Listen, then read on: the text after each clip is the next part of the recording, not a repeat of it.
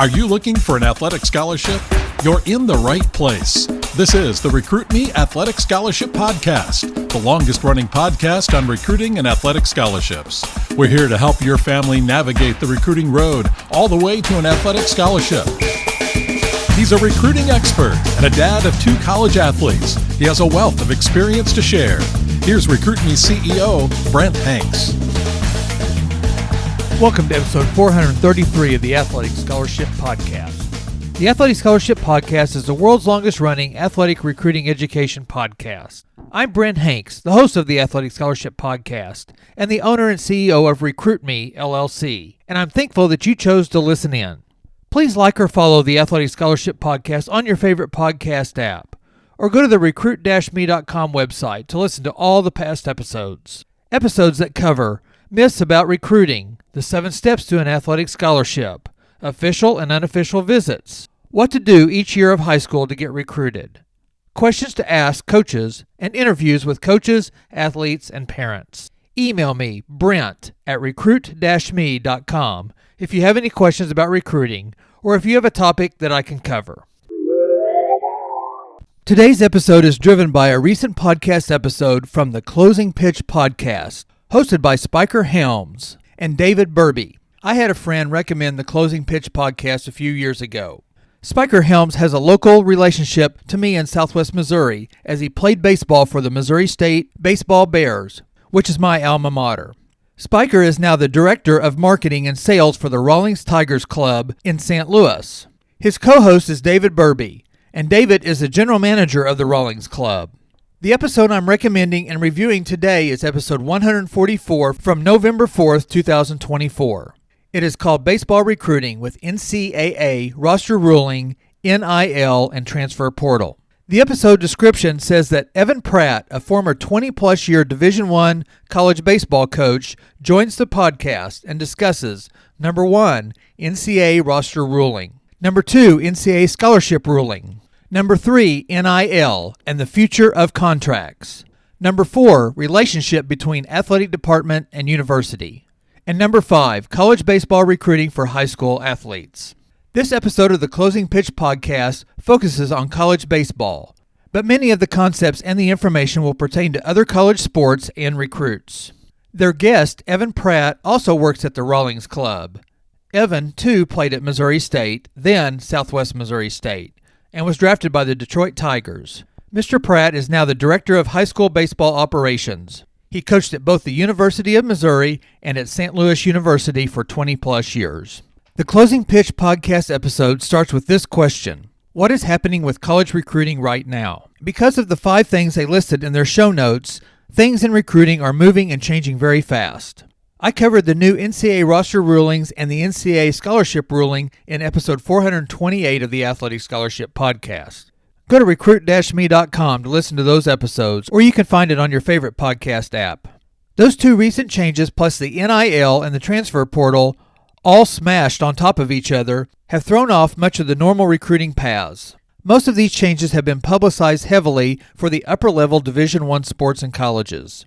The SEC, the Big Ten, ACC, and the Big 12 conferences get the headlines and the big money NIL deals. So if you're looking at a Division I mid-major, NCAA Division II, Division III, or NAIA, or even a JUCO level, are you still affected? On the NCAA.org website, it has Transfer Portal data for Division I.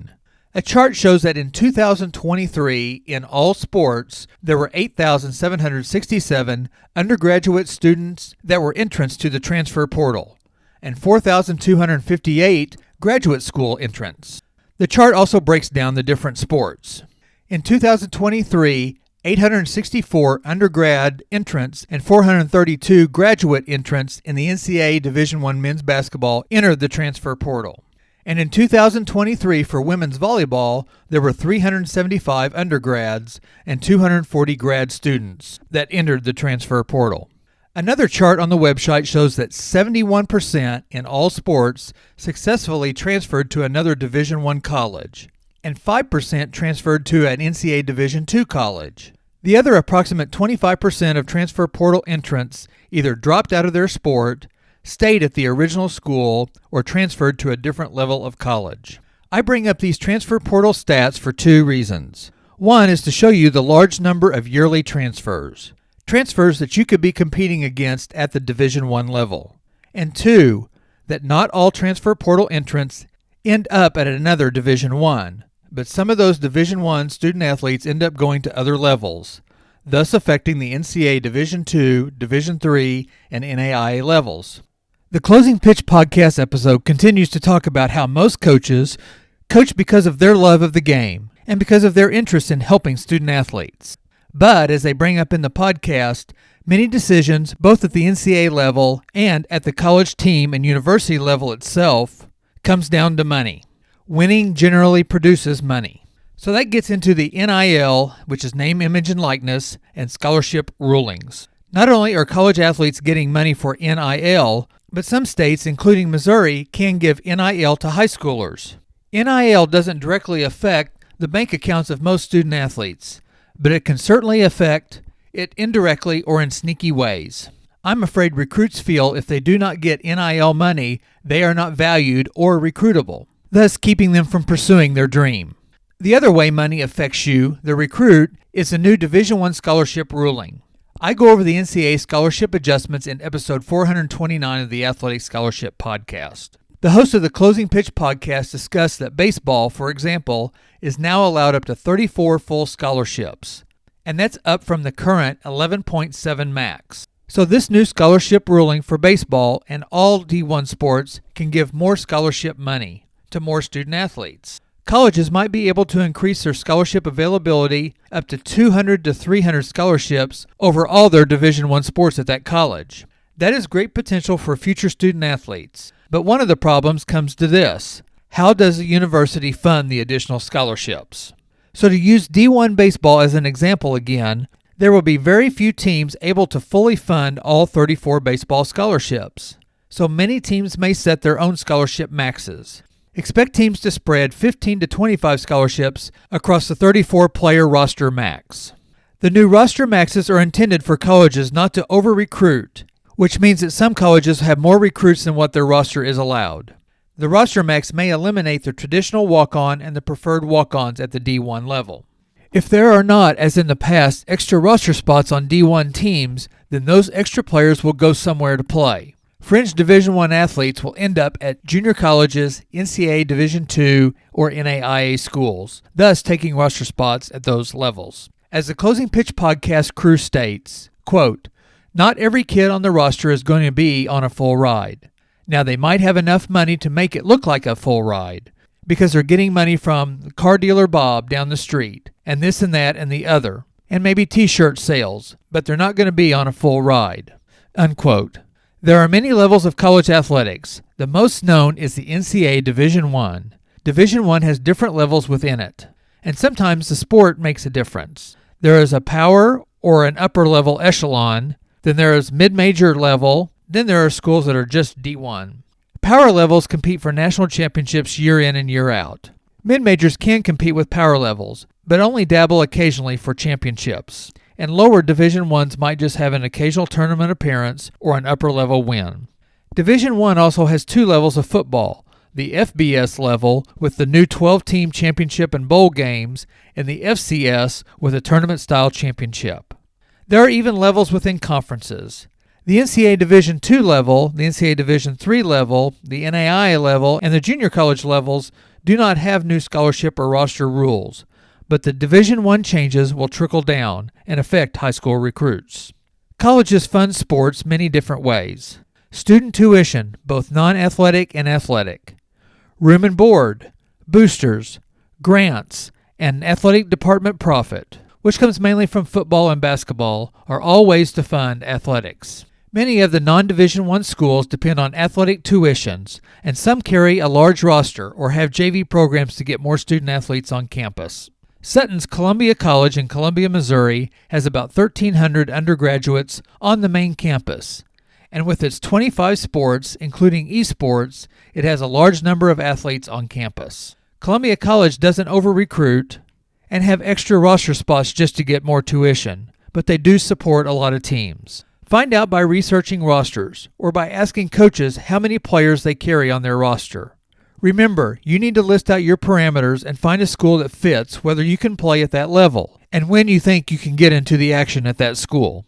So if your dream is to play at a high-level Division I program, how does this all affect the high school recruit? How do you get there? Some high schoolers are talented enough to get from high school to Division I. Some are talented enough to play their freshman year, and some will only make it the first year. Some high schoolers may choose to play at a non-Division I level, and if they develop and play well, they can transfer up. That is how the transfer portal has changed the Division I level. Players at all levels can move around without having to sit out a year. Many times the junior college level is the route to a Division I level. But the transfer portal has put a dent into the junior college to a 4-year college path. The transfer portal hasn't stopped junior college athletes from moving to 4-year programs, but when coaches can get a Division I player with experience at a Division I level versus a JUCO player with JUCO experience, even though the junior college player may have competed against many future Division I players. Here is what they said in the Closing Pitch podcast. Quote, "I guess you'd go to a junior college if you don't want the regulations of playing. So you'd be there to play more because there's no rules on how much you're restricted to be on the field. Or you go to a junior college because that is where the vast majority of opportunity is going to be in the future, especially for baseball, with the trickle-down effect of the limit of scholarships. Now those guys that were on the fringe or on D1 rosters have to trickle down to mid-majors. That trickles down off their roster to Division II and beyond. The opportunity to go to a 4-year institution out of high school has gotten a lot smaller. I'm not saying it doesn't exist. It certainly does. But it's gotten a ton harder for a high school kid. It's going to push more high school kids into junior college baseball because there's larger roster in JUCO baseball. There's a lot of opportunity there." Unquote. As you heard, the guys in the Closing Pitch podcast feel all the new elements in recruiting, the new elements that are mainly in the Division I, the effects of those will trickle down. Most of the changes affect the high school recruit, mostly as the competition for spots on a team. The D1 level may actually have less spots on their team. Thus, the high school recruit will face stiffer competition. One of the points late in the Closing Pitch podcast is that when the mid-majors play the big Division Is, the big Division Is are literally scouting the player of the mid-majors for possible transferring the next year. Plus, all games are videoed to scout. Another point is that the JUCO level could be an advantage for some recruits because if you go to a 4-year college, the high school student is competing every day in practice against 22 and 23-year-olds and experienced teammates, and then also against older players in games and matches. If you choose the JUCO route, you will be battling against players your own age. Their advice is to find a place and get some action, especially if you want to move up to the Division I level. The Division I level isn't for everyone, so find your right fit situation. Parker, my older son, played 4 years of baseball at Northwestern University in the Big Ten Conference. He had teammates that stayed there all 4 years. A couple got drafted after their junior year. And then after COVID and a coaching change, several transferred to what I consider an upward move. Transfers to Ole Miss, Wake Forest, Duke, Virginia, Kentucky, and Michigan. A few transferred down to schools like Western Kentucky, and one to the D3, Washington University in St. Louis. Parker also had a high school teammate that played 4 years at the Division II level at Southwest Baptist University. He looked hard at a mid-major D1 for his 5th year or his grad year, but decided to play his last year at SBU. He is now playing professional basketball in Germany and left SBU as one of their all-time greats and has numerous scoring records. Sutton, my younger son, is playing baseball at the NAIA level, Columbia College. He has had Division I players transfer down to the NAIA level. He has had teammates transfer to mid-major D1s like Drake and Illinois State. One teammate transferred to a highly competitive Division II college at Central Missouri State. And another teammate that was a great home run hitter at the NAIA level has transferred to Mizzou at the D1 level. To wrap up today's podcast, I would like to say go and listen to the Closing Pitch podcast, episode 144. And also just be aware of all the changes, especially in the NCAA Division I level, and how they affect all sports at all levels. I say this a lot.